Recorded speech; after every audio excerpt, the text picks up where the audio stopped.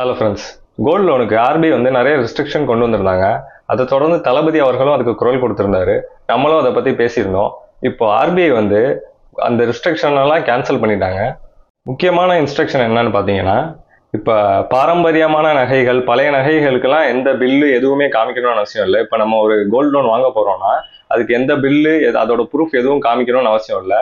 அது மட்டும் இல்லாம முன்னாடி வந்து 80% இருந்த கோல்டு லோனோட பர்சன்டேஜை இப்போ 85 இன்க்ரீஸ் பண்ணியிருக்காங்க. இது யாருக்கு பொருந்தும்னு பாத்தீங்கன்னா, 2.5 லட்ச ரூபாய்க்கு கீழே யார் கோல்டு லோன் எடுக்கிறாங்களோ அவங்களுக்கு பொருந்துங்க. 2.5 லட்ச ரூபாய்க்கு அதிகமா யார் கோல்டு லோன் எடுக்கிறீங்களோ அவங்களுக்குலாம் 75% தாங்க அதோட மதிப்பு கிடைக்கும். நீங்க 2.5 லட்ச ரூபாய்க்கு அதிகமா நீங்க கோல்டு லோன் எடுக்க போறீங்கன்னா நீங்க 2 அக்கௌண்ட்ல ஸ்பிளிட் பண்ணி 2.5 லட்ச ரூபாயா வச்சுக்கோங்க. 85% கோல்டு லோன் நீங்கள் வாங்கிக்கலாம். அதோட தங்கத்தோட மதிப்பை 85% உங்களால் வாங்கிக்க முடியும்.